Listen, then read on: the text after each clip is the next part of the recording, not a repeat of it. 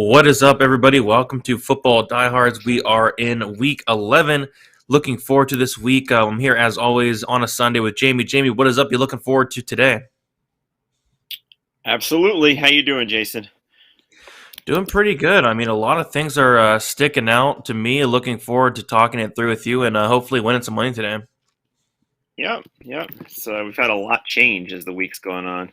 So we'll do our best to break it down for you. For sure. As always, we're going to go through it game by game, talk some ownership, talk some strategy, cash, GBP, all that good stuff.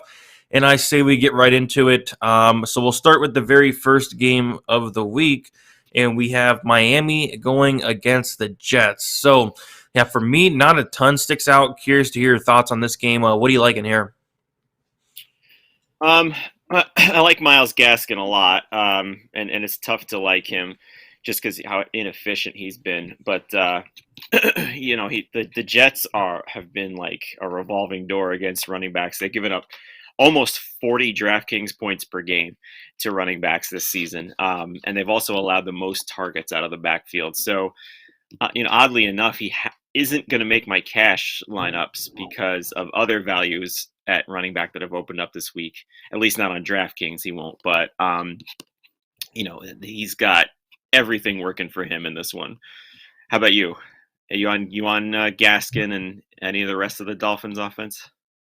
Yeah, Gaskin would be the one guy in this game that I'd be looking at, but like you said, a lot has opened up throughout the week. So there's actually like some other guys I do like more than Gaskin, but like you mentioned it, Gaskin's in a phenomenal spot here. And now I think he's good for like around 15 carries against one of the worst run defenses, if not the worst run defense in the league.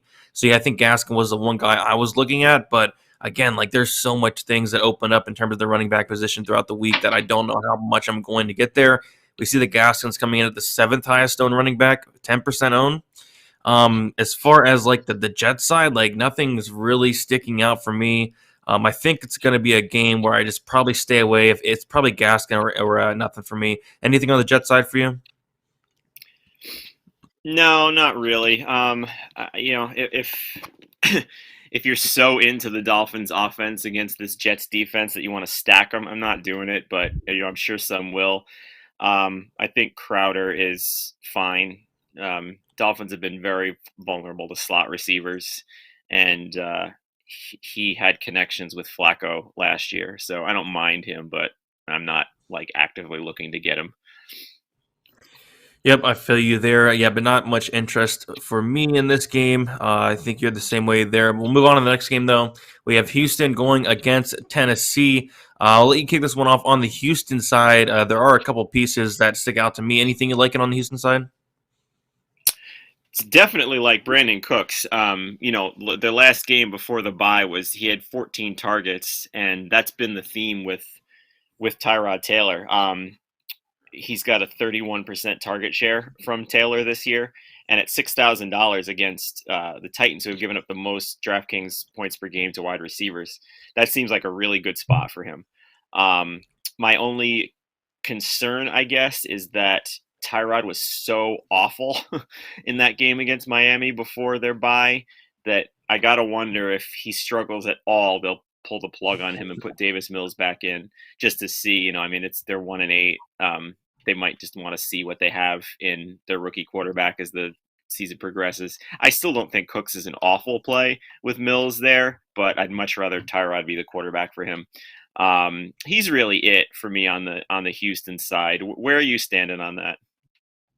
Yeah, it'd be Cooks from here or pass. I think Cooks is in a very solid spot there.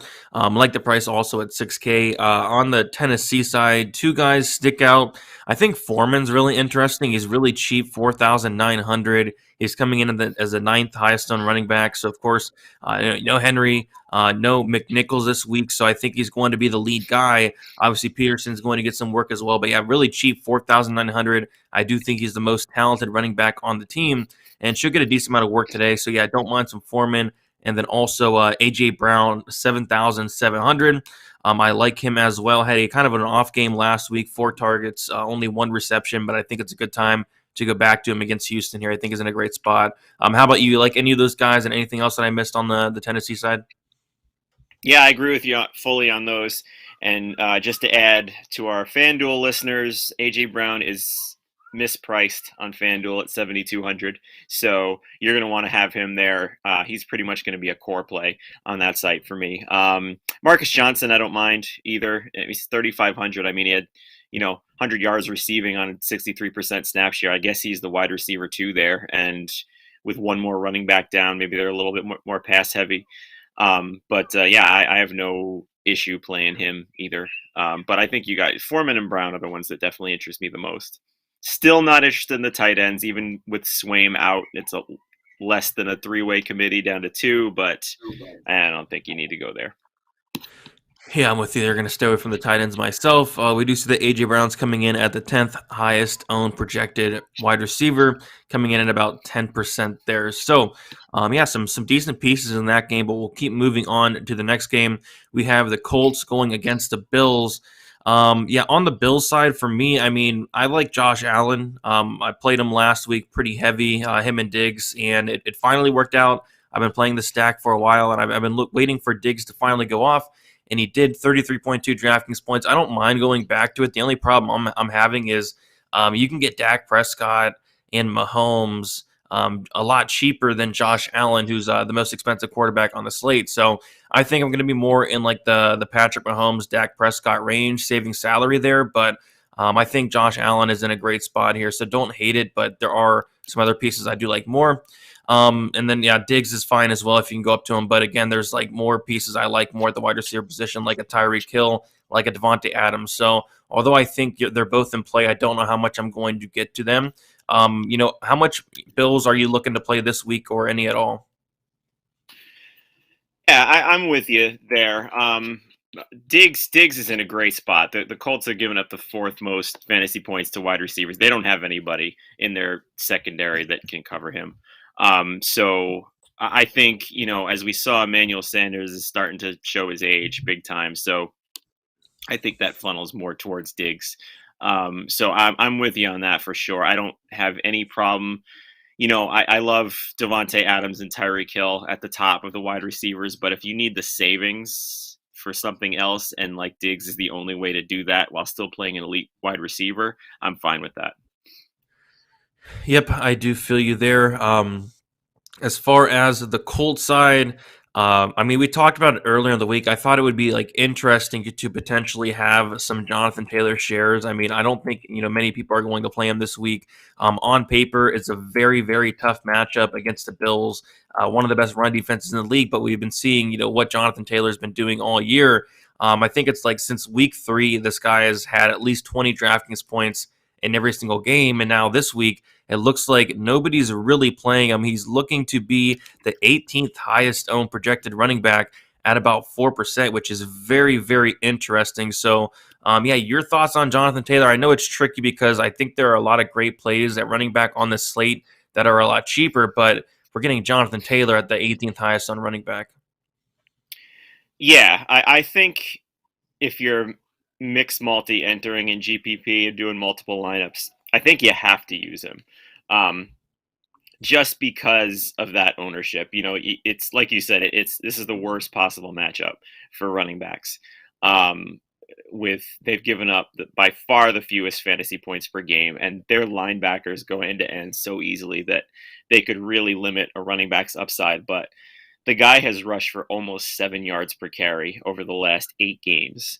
So, that talent with that ownership, I mean, you're potentially getting the best running back in football at way less ownership than he's come through all year. So I really like him in tournaments for sure, especially if you're stacking Bills.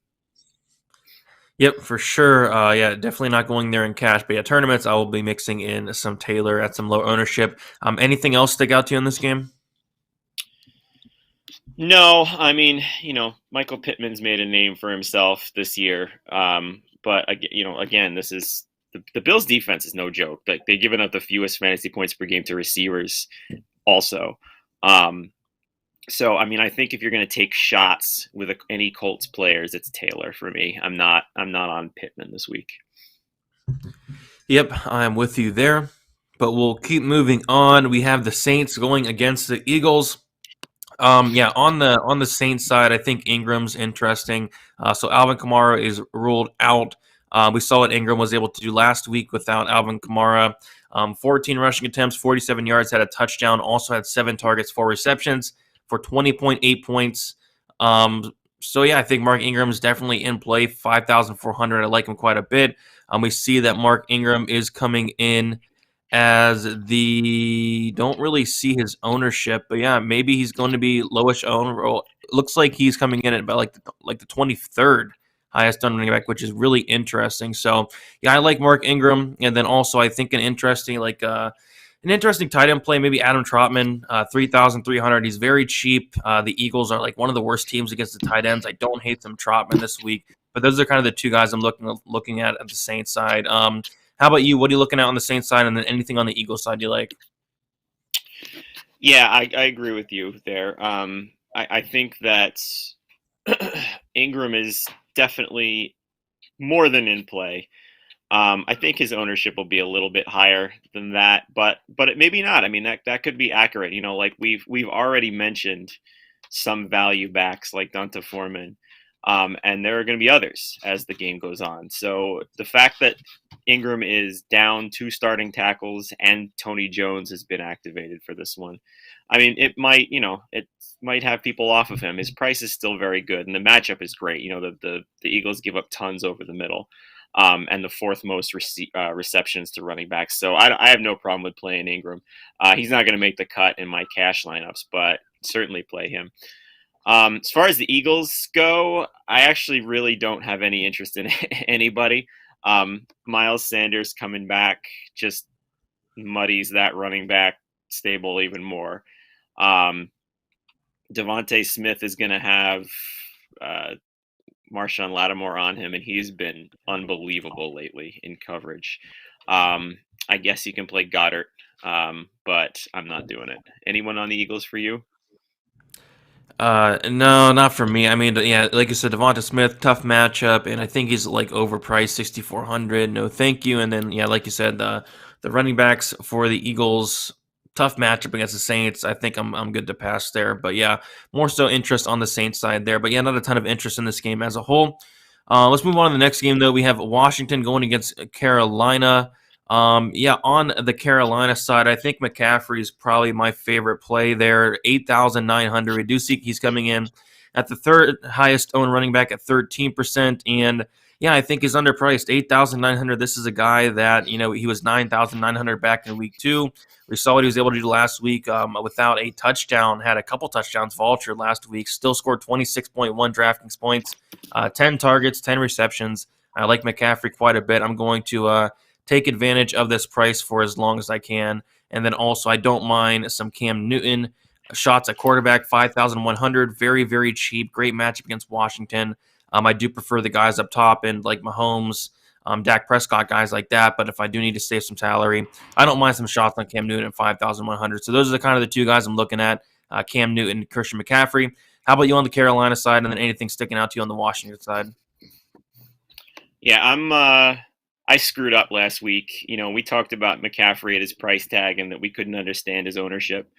And I let that ownership sway me away from using him in cash. I know you didn't. And I won't make that mistake this week at 8,900. I know even with all the value running backs, I'm not fading McCaffrey in cash this week because you said it. He should be at least $1,000 more. Cam Newton is currently my quarterback in cash. I'm still assessing that. But I mean, the matchup really can't get any better. The Washington's given up the most fantasy points per game to quarterbacks, and they don't have Chase Young. So, at 5,100, he doesn't even need to have an efficient game. He's just got to run a little, vulture a touchdown or two even. And he's going to pay off that price tag, and he lets you fit in a lot of people. So I'm fine with him as your cash quarterback. Yeah. As far as Washington goes, I don't really have anybody. Terry McLaurin has been hurt all year. And the defense is tough against wide receivers. Just with volume, I think you can play him kind of as a one-off in tournaments. They're down so many people. Now Ricky Seals-Jones is out too. So, I mean, you got to figure big time volume is coming McLaurin's way, but the matchup isn't good. And I don't really want Gibson either, given how inefficient he's been and that he's still battling that shin injury. Anyone on Washington for you? Yeah, there actually is one guy that kind of does stick out. I think he's kind of sneaky. So yeah, like you mentioned, Logan Thomas still in the IR. Seals Jones is out. I think John Bates is interesting. 2,500 minimum price at tight end. The starting tight end for this week. Last week when he had like 3 targets, 3 receptions, he had 25 yards. Yeah, I don't hate a shot on him actually. I mean, he's coming in at the 29th highest owned projected tight end at 0.91%. It allows you to do a lot with your lineups. And again, they're missing a lot of players on Washington. So, yeah, don't mind some shots on him. But he'd be about it. I don't see myself going to McLaurin. I'd rather pay up more, get a Lamb, get a Diggs, get a Hill, get an Adams for like 1,000 more. And then that's probably about it. So, yeah, it's John Bates for me, actually. That's a good call, actually. I'm gonna have to assess a little bit on that one. I'm 2,500. He lets you do so much there, so I like that call. Yep, I mean, I'll be happy with, 4 catches, 30 yards, 40 yards. I'll be happy with that. So we'll see what happens there. Sure. Yep. We'll move on to the next game. Yeah, interested in this one actually on the Cleveland side more. So we have Cleveland versus Detroit. And yeah, we talked about it earlier in the week. I think, Nick Chubb's in a solid spot here against Detroit, one of the worst run defenses in the league. I mean, everything is looking, to add up for Chubb. I mean, they're at home. Great matchup. I think it's a great spot. They're favored, and we saw what Nick Chubb was able to do when he played a couple weeks ago. He had 14 rushing attempts, 137 yards, averaged 9.8 yards per carry. I guess we have to worry about the lack of pass catching upside, but he's going to get some good work here against the Lions. Great matchup, touchdown upside. I really like Nick Chubb, and then also I like the Browns defense as well. They're 3,100. Don't mind paying up and getting to them. I mean, we see that the Lions are going to be without Goff, so I think that's going to hurt them quite a bit. So yeah, for me on the Brown side, it's Nick Chubb and it's the Browns defense, and I think that's about all I like in this game. To be honest, anything that you like in this game? You nailed it. And I don't. Chubb's price tag is kind of a gift, given the matchup and the fact that he's the guy there now again. And with the Browns defense, just to add to what you said, they're also second in the league in sack rate and third in pressure rate. Like they could wreak havoc in that game. I haven't seen. Have you seen the weather? I saw the weather was possibly iffy too. And if that's still the case, that will only help the Browns defense. Mhm. And Chubb, if it sets up more of a running game. I haven't seen that though. Have you? I've not looked at it yet. So I mean, check that out too if you're thinking of playing these guys because if the weather is bad there, that just helps Chubb and the Browns defense. But I have that pairing a ton in GPP. It's actually probably my favorite for the week as far as like an expensive player goes, paired with the defense in that GPP correlation. Yeah, I like it. The Browns are coming in at the highest owned projected defense, and rightfully so. I think this defense is priced wrong, especially considering that there's going to be no Goff. I feel like this is probably a defense that should be priced like 3,500 or even more, and we're getting them at like 3,100. So we do see that they're coming in at 10% owned, and we also see that Chubb is coming in as the fourth highest owned running back. So yeah, I like that a lot as well. Yeah, for sure. And I guess with Detroit, what do you think here? Are you on Swift? I mean, he's got to be the only guy that anyone should be have any interest in on Detroit. But Jamal Williams looks like he's going to be back. Swift was getting over 70% of the snaps anyway. But I mean, are the Lions going to score a touchdown here? That's What do you think of Swift? Yeah, I think I'd be more inclined to play him if Goff was playing, but since Goff is out or doubtful, I'm not expected to play there. I don't think I'm going to get there, especially with Williams, projected to play there. Earlier in the week, I was, a little more high on Swift, but now I think I'm just going to probably look elsewhere. Just the thing on Tim Boyle also, for his college career, He threw 12 touchdowns against 26 interceptions. So load up that Browns defense today at 3,100. There you go. There you go. I like it. I like it. All right. We'll move on to the next game here. And we have San Francisco going against Jacksonville. I'll let you kick this one off. We'll let you start on the the Jacksonville side there. Anything sticking out to you on the Jacksonville side?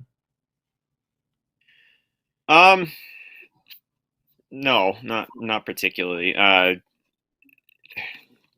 James Robinson going to play in this one? He looks like he's in danger of missing it. I would say the only one that I would think of playing here is Dan Arnold, who's been our friend for the last couple of weeks.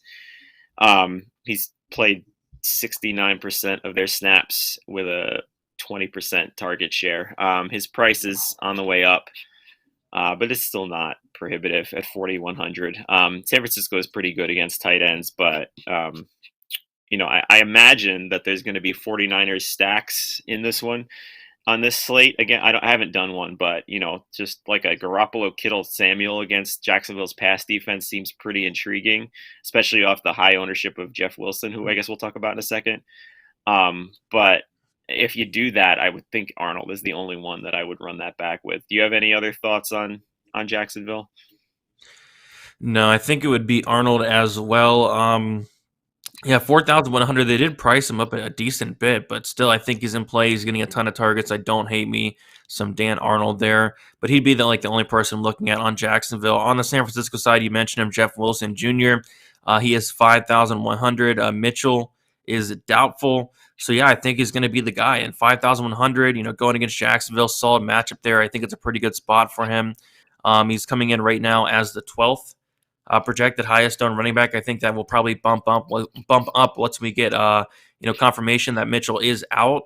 So yeah, I think Jeff Wilson's somebody that I'm really looking at this week, and then also I think Deebo Samuel is in play as always. But I guess the problem I have is I'd rather go up and get a Diggs for I think like 100 more, or I'd rather go down and get like a Lamb. So he's kind of in that range where I like other guys, but Samuel's been looking phenomenal this year, getting it done. So those were the two guys I was looking at on San Francisco. I think Kittle, 6,300. If I was paying up for tight end, I think he's fine as well. So yeah, lots of decent pieces on the San Francisco side. Curious to your thoughts on it. Yeah, I like it. I'm I'm wondering how real this Jacksonville's defense has been, because they've been fantastic the last 2 weeks, and one of those games was against the Bills. So I don't, is it real? I think that Jimmy Garoppolo. I don't know. I think that San Francisco State, they do have a team total of 26. So I think you can bank on the fact that Jacksonville's defense is not supposed to be this good in the GPPs, and do like the Garoppolo, Kittle, Deebo stacks that I talked about before. Definitely playing Jeff Wilson in cash. He's a great play this week with his price tag. But I don't think this matchup for San Francisco is quite as good as it appears on paper. So I'm kind of like you said, we're talking about Deebo Samuel. Like I like the guys around him better, and with Kittle as well. Like I'd rather have Waller and Kelsey.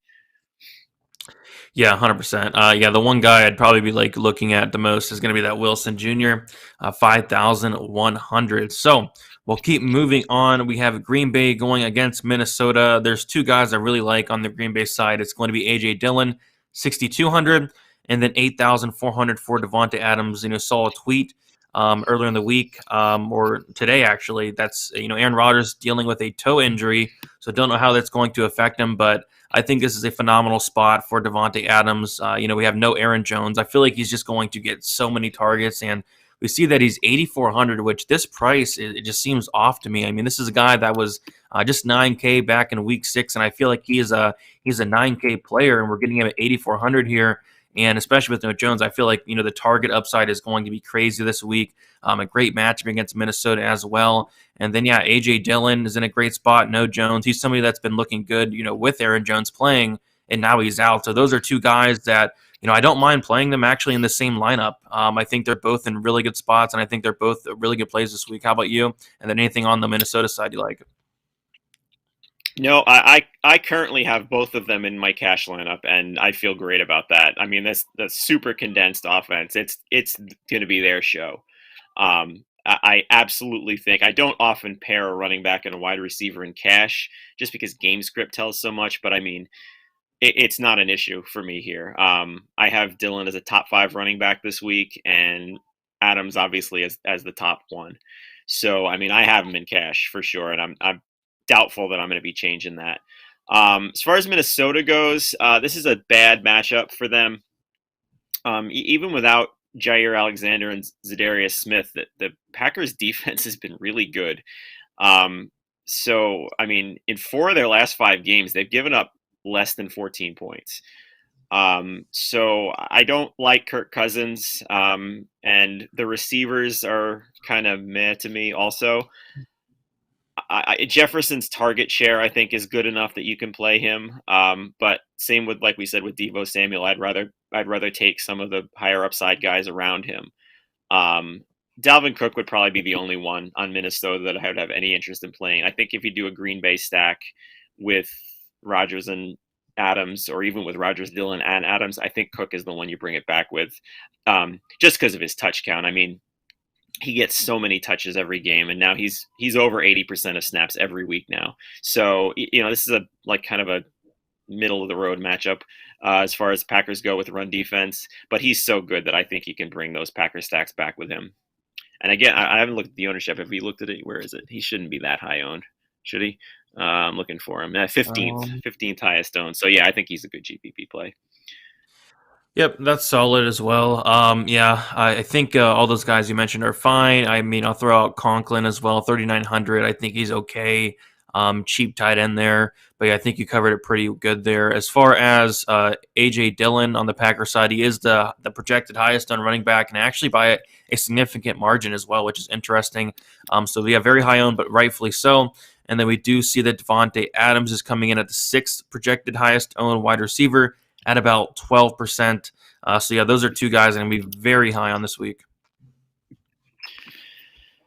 Yeah, same with me, and I think the field will be too. But that's not one that I think you need to worry about sustained ownership on. They're both such good plays.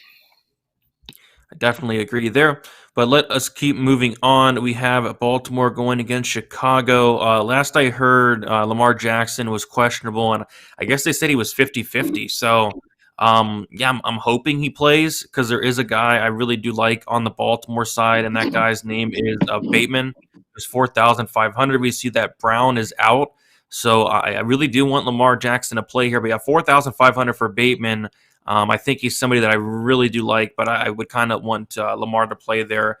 But yeah, that's probably about it for Baltimore.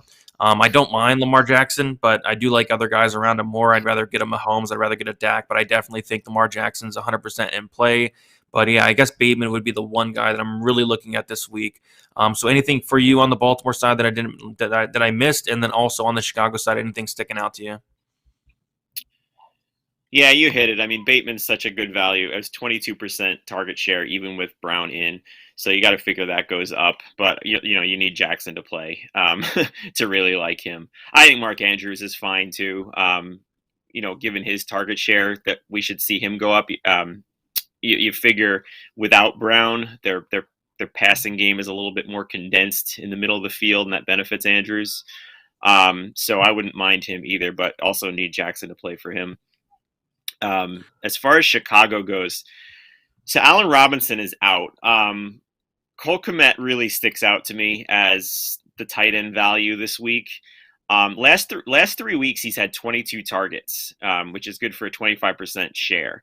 Over 9 average depth of target on the season now, which is 9th among tight ends. 3,400. It's highly likely that he's going to end as my cash tight end. The Ravens are bad against tight ends. They have been all year. They've given up the 3rd most fantasy points per game to the position. So that seems like an easy punt for me. And then with Mooney is kind of in that limbo range as far as price tag goes, but he was leading the Bears anyway in target share with Fields at quarterback. So certainly no problem playing him in tournaments either.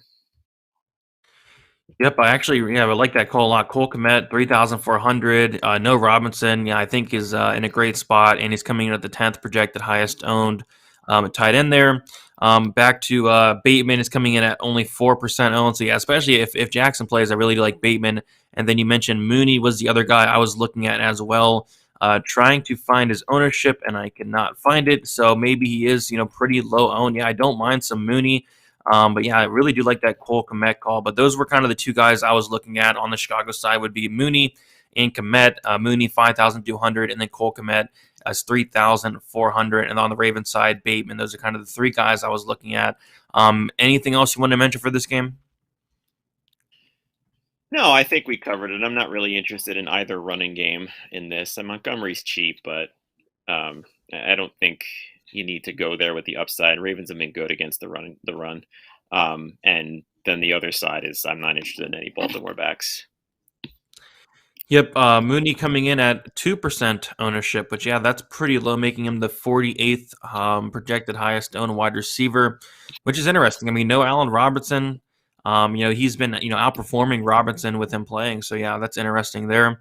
But yeah, don't mind some Mooney, don't mind some Komet. We'll move on to the next game though. We have Cincinnati going against the Raiders here, yeah, not a ton sticks out for me in this game, honestly. I mean, on the Cincy side, there's somebody that I really like, and it's going to be T. Higgins. I mean, this guy is just so underpriced where it does not make sense. I know he's going to be my cash lineup for sure. Yeah, just makes no sense. I mean, he's somebody that's going to be good for 6 to 8 targets. He had 15 targets back in week 7. Maybe not the highest upside in the world, but I feel like he's safe. I feel like he's really underpriced. I think Mixon's in play as well. There are some other guys that do like more than him, but Mixon's in a very good spot this week. So those are the two guys I'm looking at on the Cincy side. Anything else you like? Are you going to play some Chase 7,200, and then anything else on the Raiders side you like?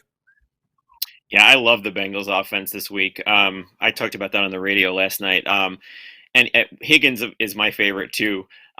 Just to keep in mind, we say this every week. His target share is still higher than Chase's, and he's actually only got one less red zone target than Chase on the year, which seems impossible, but there it is. So he's just not catching the touchdowns. So I mean, if that happens, he's got upside as well as that safe floor. Chase is killing it.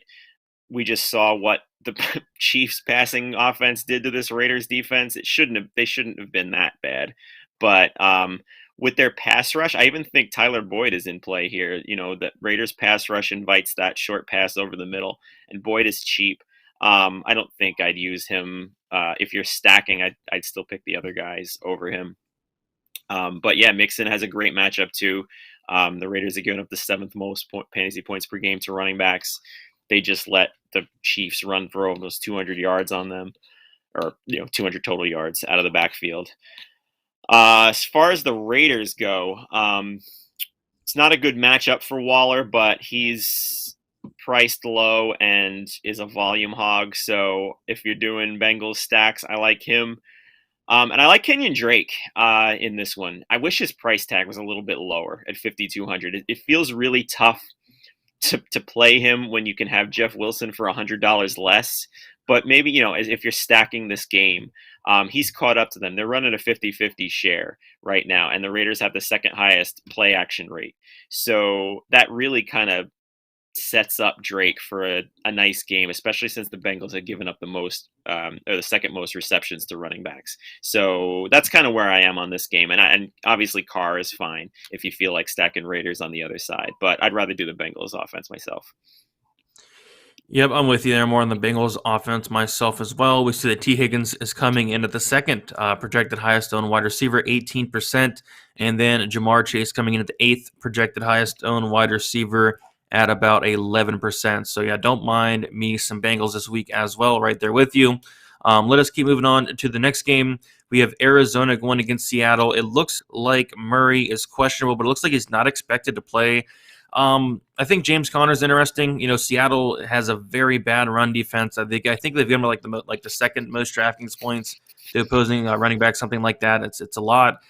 So James Conner is definitely in a great spot here, 6,100. Don't mind me some James Conner. Christian Kirk's interesting. We see that there is no Hopkins. I kind of want Murray to play, but Kirk's cheap, 5,700. I think with no Murray, it does limit his upside, but even without Murray, he's been looking solid. So I guess Kirk and Connor were the two guys I was looking at on the Arizona side. So how about you on the Arizona side, and then what's sticking out to you on the Seattle side there? Yeah, for me, it's Connor. He's the only one really. Especially, I don't think Murray's going to play in this one. It doesn't look good. I do think if he does wind up suiting up, that opens up that passing game a lot more. But if you look, the Cardinals' team total is plummeting, so I think the bettors think that he's not, and I'm willing to go along with that. Russell Wilson was terrible last week, uh, but you know, it's tough. I'm not playing him at all.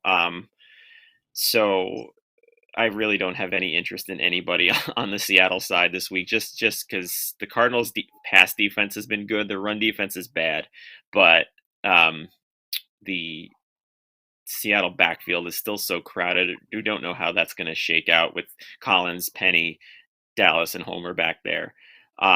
So I don't really have much interest on the Seattle side in this one. Yep, I agree. I don't see myself going there that much. But yeah, I think for me it's probably just Connor or pass.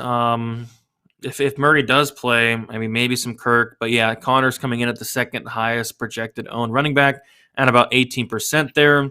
Yeah, don't mind me some Connor at that price tag. So we'll move on to the last game. We have Dallas going against Kansas City. And yeah, this is probably my favorite game of the slate. I'll let you kick this one off. I'll let you start on the Dallas side. So what's sticking out to you on the Dallas side here? There's so much to like in this game. So I'm just kind of checking as we go what the running line is. It looks like last I saw it was 56 points, which is, fantasy gold. I'm just kind of double checking as we talk here to get the accurate number. 55 and a half, same thing. So as far as Dallas goes, the big news here is that Amari Cooper is out with COVID. He's also going to miss the Thanksgiving game if you're forward thinking. So keep that in mind. That makes every other receiver get a boost in this one. I think the biggest one that jumps off the page now is Michael Gallup because he's priced as a third stringer and is now going to be the wide receiver 2 on the outside. So at 4,200, we're seeing that he's now coming in as the highest owned receiver, rightfully so. He's definitely going to be in my cash lineups. I was having issues with choosing between him or Rashad Bateman as which cheap wide receiver I liked better. I think with all the Baltimore stuff going on now, I'm pretty comfortably on Gallup here. 62% snap share last week, and he had 5 targets even with Cooper healthy. So he's a great play. I think, Lamb is obviously a good one for this in this kind of high-scoring affair. I will point out that he's been better out of the slot than on the outside, which he's going to have to play outside now. They'll put Cedric Wilson in the slot. So I don't think Lamb is the smash play that everyone would seem to think he automatically is with Cooper out. But I mean, obviously he's a great option. Certainly can use him in any format. But he is priced appropriately. And then Dalton Schultz also, as far as this passing game goes, he should get more targets. He's the only tight end there now. This is a great matchup for him as Kansas City's given up the 6th most fantasy points per game to tight ends. So I don't mind stacking Prescott with any 2 or even 3 of these guys in this game against the Chiefs. What about you? How are you on the other Dallas offensive pieces? And I'll let you kick off the Chiefs part too. Yep, I think you covered it pretty well there. Michael Gallup is coming in at the highest projected owned wide receiver, which is crazy, but I mean, he's 4,200. Like you mentioned, there's going to be no Cooper, which is huge. And yeah, I do like him as well. Like I liked him even before the Cooper news came out. So yeah, I'm definitely going to be on some Gallup there. And then also you mentioned Lamb, 7,600. Those are the 2 guys I was looking at. And then I don't mind some Schultz as well. So I think you covered that good. And then as far as the Chiefs side here, yep, I mean, I like Mahomes. I think Mahomes and these Chiefs are in a great spot. I was getting kind of worried about the Chiefs for a couple weeks there. But, they were able to bounce back in a big way against the Raiders. Mahomes almost put up a 40-piece there. So, yeah, I like Mahomes. I think he's in a great spot. Tyreek Hill, 8,200. I like Adams up there as well, but Hill's definitely in a great spot. Hill's the man. And then, yeah, Kelsey's fine as well. If I have the salary for tight end, definitely get some Kelsey. But yeah, like always, like on any given week, it's Mahomes, it's Hill, and it's Kelsey. But especially on this week in a game like this, I really like those three guys. Anything else you like on the Chiefs? Yeah, I said it on the radio. I stamped my claim on the radio last night, so I got to back it up here too. I am the Byron Pringle guy this week. Ooh. So we talked. I talked about this yesterday a lot. So the Chiefs have been desperate for that like secondary playmaker, especially since this year Travis Kelce has not looked as good. I mean, you got to wonder if he's getting just old enough that he's not going to be the tight end one anymore. Yeah, obviously they have Tyreek Hill, but they've been looking for somebody on that other side. And last week, Pringle played 61% of the snaps, which was second highest after Hill. I mean, I'm not counting Kelsey in this. I'm just talking wide receivers. He got 5 targets, 2 end zone targets, and a touchdown. He shot past Mecole Hardman in all forms of usage. 3,400. I'm calling for a touchdown this week, and I think he's going to be that cheap piece that wins people those tournaments. So I'm putting my stamp on Pringle. I like it. I like the call. I'm trying to find his ownership, but I cannot. So he's probably gonna be very, very low owned. Yeah, but hey, I like it. I do not hate that at all. So, anything else stick out to you in this game that you want to talk about? No, I think we covered it pretty well. You can't really play the Chiefs running game with Edwards-Helaire back, so stick to the air in this one and have fun watching it. Yep, it's gonna be a great game. Gonna be very highly invested into it. So yeah, that is about it for all the games. I do want to ask you a question though. So in terms of the cheap running backs that do stick out, we have Jeff Wilson Jr., we have Foreman, and we have Ingram. Wilson being 5,100, Foreman being 4,900, and Ingram being 5,400. Out of those three, which one are you liking best there? So you cut out for a second for me. I didn't hear the first ones. Can you just say the players again? Yeah, Jeff Wilson, Foreman, and Mark Ingram. If you had to pick one out of the three, which one are you liking the best? Definitely Wilson. Definitely Wilson in that one. He's such a power runner, and this game script favors him. I do like the Foreman call. Ingram is actually my third favorite of these. I'd rank him Wilson, Foreman, and Ingram. Where do you stand on that? Yeah, it'd be Wilson, Ingram, and then Foreman for me, but the Foreman and Ingram are very, very close. But yeah, those three are definitely sticking out in terms of cheap plays. But yeah, I think that's about it. I think I'm ready for the slate, ready to make some money. Any final thoughts on the slate? Anything else you want to mention? Nope, let's do it. Just pay attention to that injury report in about half an hour because there's bound to be something that shifts. Particularly the Lamar Jackson news. That's huge right now because everything in that game is affected by that. If he sits, you can play the Bears defense. The wide receivers all get a big downgrade for Baltimore.